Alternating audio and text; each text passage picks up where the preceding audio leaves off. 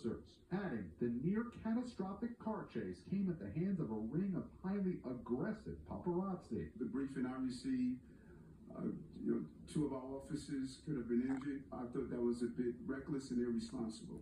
Though tonight, at least 3 law enforcement sources tell NBC News the couple was followed, not chased, and that the incident was a bit chaotic, not near-catastrophic. I would find it hard to believe that there was a 2-hour high-speed chase.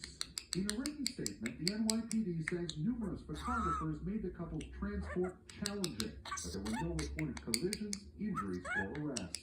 Harry and Meghan had private security as they left this venue, and 2 law enforcement sources tell NBC News that they wanted to return to Manhattan's Upper East Side, where they were staying with a friend, and did not want the paparazzi to follow. So the law enforcement sources say the couple was driven up and down Manhattan for more than an hour with a police escort. Then the pair was taken to this police